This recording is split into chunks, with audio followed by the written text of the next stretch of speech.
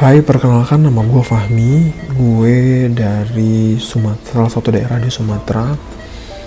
Gue akan ceritain cerita gue ketika gue menjaga ibu selama lebih dari 2 minggu di salah satu rumah sakit negeri di daerah gue. Banyak hal yang di luar akal sehat gue terjadi ketika gue menjaga ibu gue, dan gue harus bagian kisah ini ke kalian semua. Makanya kalian jangan cerita siapa-siapa ya. Kejadian ini tuh terjadi sekitar awal tahun 2021, masih pandemi saat itu.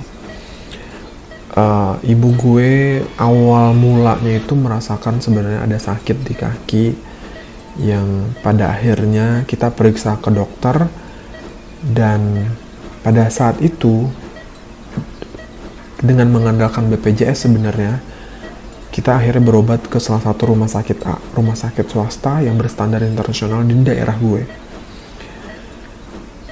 Pelayanan rumah sakit ini sebenarnya cukup bagus banget, nggak ada masalah. Akhirnya setelah diperiksa dokter, akhirnya ibu dischedule-kan untuk operasi, dan ibu gue ada operasi. Itu pertama kali dalam hidup gue ngebawa ibu ke rumah sakit dalam kondisi yang separah itu dan harus dioperasi. Dan dalam pikiran gue udah macem-macem gitu. Jadi, tapi untungnya pada saat itu operasinya berhasil dan ibu boleh pulang. Nah, di akhir tahun 2021 akhirnya ibu merasakan kesakitan lagi di kaki, karena memang ibu punya beberapa komplikasi, dan pada akhirnya kita harus bawa ibu lagi ke rumah sakit. Kita bawa lagi ibu ke rumah sakit A, rumah sakit swasta yang berstandar internasional tadi. Cuman karena sesuatu dan lain hal, pada akhirnya ibu dirujuk ke rumah sakit B, yang rumah sakit B ini merupakan rumah sakit negeri yang cukup jadi rujukan lah di daerah gue, dan kita ke sana. Awal sampai di rumah sakit B ini, karena memang rumah sakit rujukan, rumah sakitnya itu penuh sekali. Agak sulit waktu itu untuk ibu akhirnya mendapatkan kamar dan mendapatkan jadwal operasi, karena memang rumah sakit B ini rumah sakit terbesar di provinsi gue, dan rumah sakit yang menjadi rujukan satu provinsi, rumah sakit yang jadi tempat anak-anak kedokteran magang, koas, isip, atau apa segalanya. Dan memang rumah sakitnya cukup crowded, tetapi karena memang adanya renovasi terus-terusan, jadi rumah sakitnya cukup oke. Gedungnya tertutup, dan menurut gue nggak ada kesan seramnya sama sekali seperti rumah sakit besar lainnya gitu, karena memang udah direnovasi terus-terusan.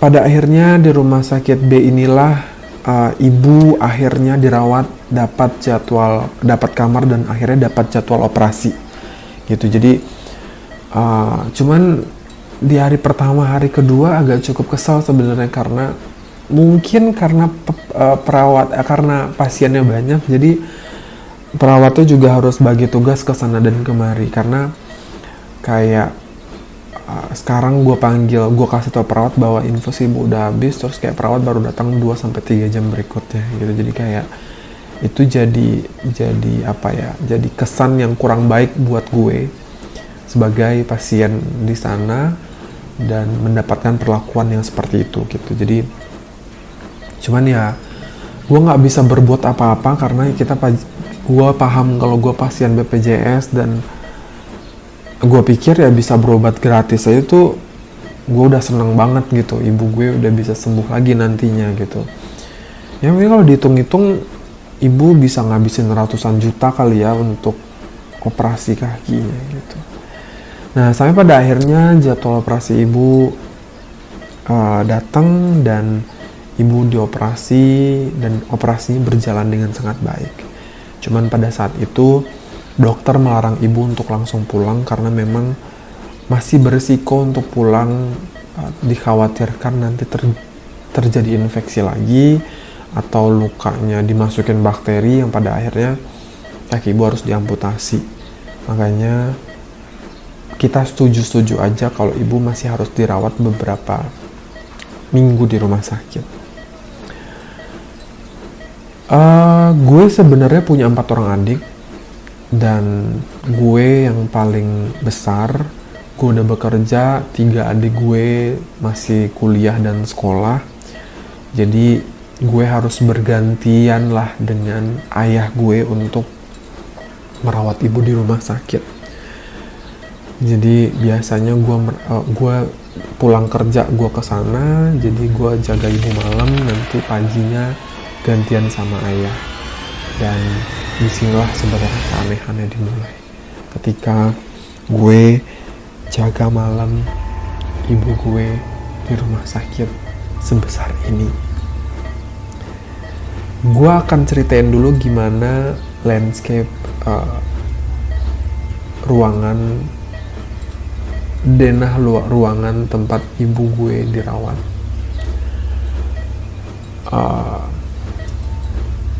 Ruangannya cukup luas. Pas masuk itu ada sofa yang agak keras sih menurut gue di salah satu sudut, dan di sofa inilah tempat gue berbaring ketika menjaga ibu. Ya, namanya juga kayak gue bilang tadi, sofa cukup keras ya. Kadang-kadang bangun pagi itu dalam kondisi yang kayak zombie karena leher dan punggung gue tuh agak terasa pegal gitu. Tapi ya gue menikmati karena ini jadi bagian bakti gue ke orang tua gue. Kalau malam di rumah sakit ini tuh rasanya tuh dingin banget, walaupun sebenarnya gue juga nggak nyalain AC gitu.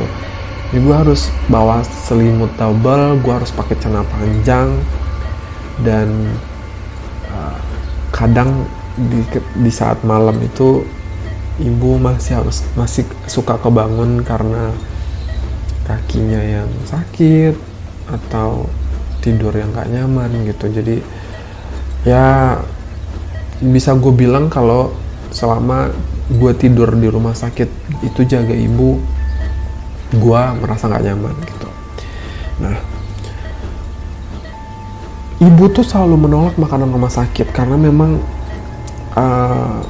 ya kita sama-sama tahu lah ya, masakan rumah sakit itu nggak sesuai dengan lidah mungkin ya, apalagi kita lagi sakit. Sampai pada akhirnya setiap malam itu gue harus keluar rumah sakit untuk beliin ibu makanan. Kayak jam 7 atau pulang kerja gue langsung beliin ibu makanan sampai pada akhirnya ibu baru bisa menikmati masakan yang gue beli dari luar atas izin dokter juga sebenarnya gitu. Jadi ibu boleh memakan makanan tersebut. Karena memang penyakit di kaki ibu cukup parah, sehingga ibu masih harus memakai perban setelah operasi, dan itu harus diganti setiap hari. Jadi ibu belum bisa berdiri, belum bisa beraktivitas, ibu hanya bisa berbaring di tempat tidur. Ibu memakai pampers, dan nggak ada aktivitas lain yang bisa ibu lakuin kecuali berbaring. Nah, malam itu gue agak capek karena gue bekerja dari pagi sampai sore, dan memang hari itu tuh capeknya maksimal gitu karena memang pekerjaan gue cukup banyak hari itu. Jadi pada akhirnya gue tertidur di kursi sekitar jam 9 malam. Di pukul 2 pagi, gue ingat banget tuh setiap jam 2 pagi, gue pasti terbangun karena gue mendengar suara orang merintih kesakitan. Awalnya, gue pikir itu ibu. Gue bangun dari sofa, gue lihat ibu tertidur dengan nyenyak gitu. Jadi, dalam pikiran gue, mungkin pasien lain di sebelah kamar ibu yang merintih kesakitan di jam 2 pagi ini gitu. Jadi pada akhirnya gue mencoba untuk tidur lagi, dan pada hari itu udah cukup segitu doang gitu. Gue nggak mendengar suara apa-apa lagi dan gue bisa tidur sampai pagi. Di keesokan malamnya, tepat di jam 2 pagi lagi, gue lagi-lagi terbangun dalam kondisi suara yang kemarin gue denger semakin rame itu merintih, bener-bener merintih. Gimana sih orang merintih kesakitan? Sakit. Belum lagi ada suara perempuan nangis, sakit, gitu-gitu. Jadi kayak gue harus mendengar suara itu setiap jam 2 pagi. Nah, di malam ini, di pagi ini sebenarnya gue nggak bisa tidur lagi karena suara yang gue dengerin tuh nggak cuman 1-2 orang tapi banyak banget. Seakan-akan ruangan tempat ibu gue dirawat penuh dengan suara orang merintih kesakitan. Gue pikir, gue masih berpikiran positif, oh mungkin pasien di sebelah kamar, sebelah kiri kanan ruangan ibu gue atau atas bawah kondisinya memang lagi kesakitan gitu. Pada akhirnya gue putuskan malam itu untuk main game,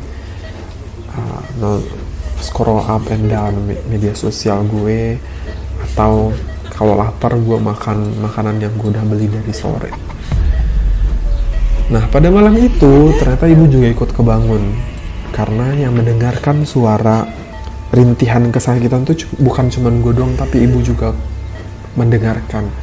Ibu merasa gelisah dan pada akhirnya gue bilang ke ibu tidur, ibu harus istirahat segala macem gitu. Dan gue baru bisa tertidur itu pada jam 4 dini hari, udah mau subuh. Dan jam 6:30 gue harus bangun, ayah gue datang dan gue harus berangkat kerja.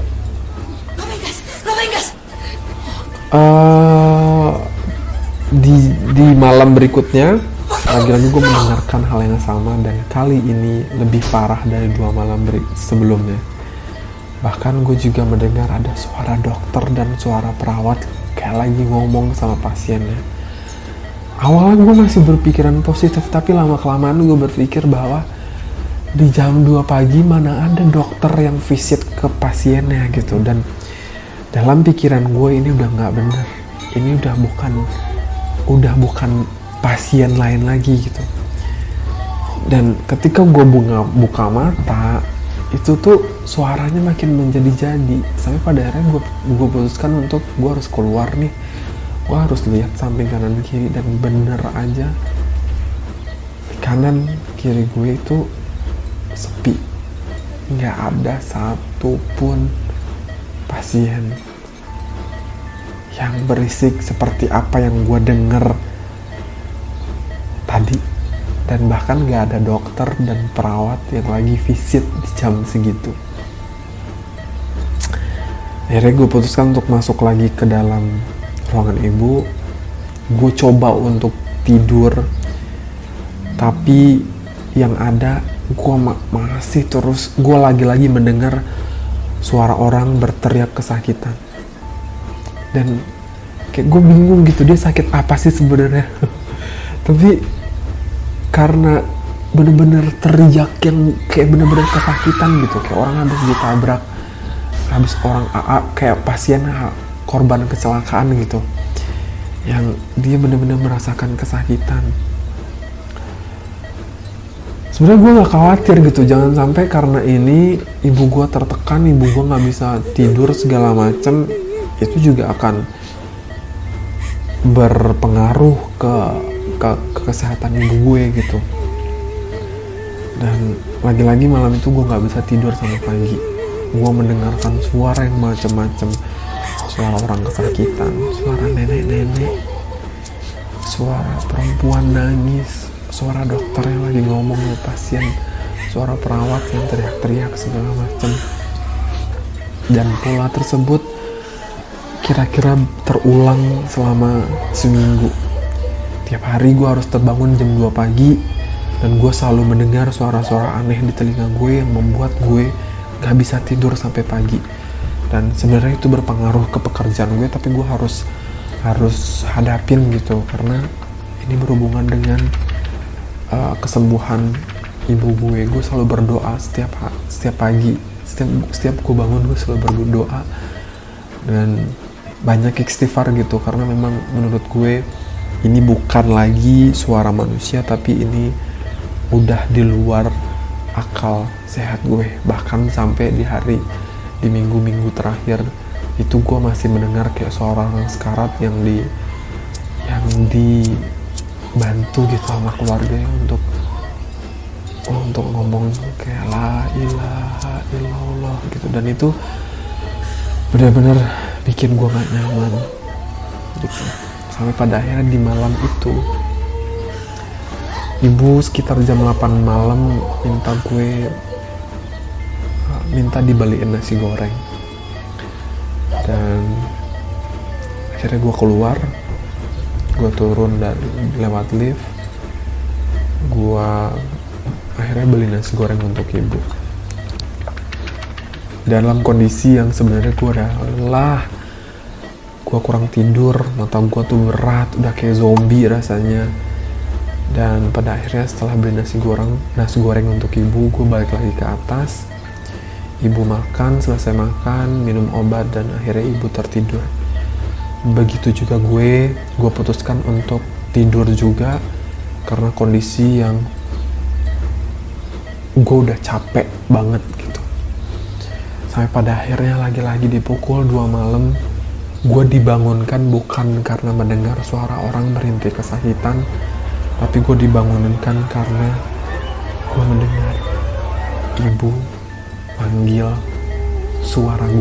manggil gue sambil menepuk-nepuk kepala gue. Fahmi, bangun nak. Dan posisinya gue lagi ngantuk luar biasa, dalam kondisi sebenarnya agak males gitu buka mata. Gue buka mata gue dan gue melihat ibu gue berdiri tepat di depan sofa yang sedang gue tidurin. Awalnya gue gak berpikir macem-macem, gue cuman berpikir oh ibu gue lagi butuh sesuatu, dan gue jawab, kenapa bu?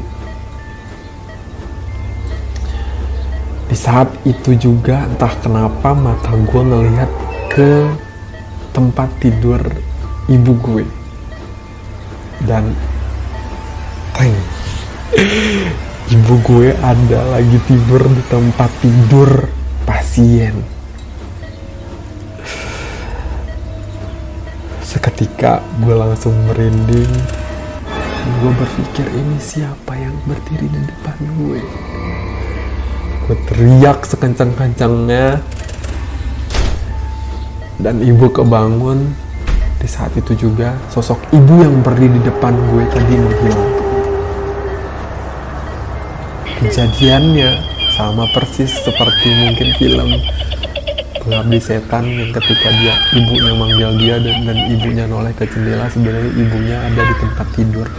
Dan itu gue rasain pagi ini, gue gak bisa tidur, gue nangis, jadinya gue teriak. Dan itu cukup membuat chaos ruangan tempat ibu gue dirawat. Sampai pada akhirnya ibu nyuruh gue ngaji. Gue berusaha untuk menenangkan diri. Gue baca surat yang ada di Al-Quran. Sampai pada akhirnya gue cukup tenang. Dan tibalah waktu subuh, gue memutuskan untuk ke masjid. Di saat melewati lorong-lorong rumah sakit menuju masjid, gue merasa ada yang ngikutin gue di belakang. Dan ternyata benar, ketika gue menoleh ke belakang, ada sosok ibu gue yang mengikuti gue di belakang gue. Dan gue tahu itu bukan ibu. Gue pada saat itu mengucap sekuat-kuatnya dan gue bilang kalau gue bicara sendiri pada akhirnya, jangan ganggu gue cuman ingin berbakti sama ibu gue, jangan ganggu gue. Karena pada akhirnya gue masuk ke lift dan gue ke masjid, gue sholat. Pagi ayah datang dan gue menceritakan semua cerita itu ke ayah. Dan hari itu gue putuskan untuk gak bekerja karena kondisi badan gue yang panas, demam. Dan itu jadi bagian dari pengalaman yang gak akan pernah gue lupain sampai saat ini. Ada sosok lain yang menyerupai ibu gue dan mengganggu pikiran gue gitu. Begitu cerita gue, cukup membuat kondisi gue terganggu. Walaupun pada akhirnya ibu sudah keluar dari rumah sakit dan sudah mulai membaik dan ibu sudah bisa beraktivitas seperti biasa, sedangkan gue masih terganggu dengan sosok yang gue temuin sekitar 2 minggu menjaga ibu gue di rumah sakit. Terima kasih, sampai bertemu di cerita gue selanjutnya.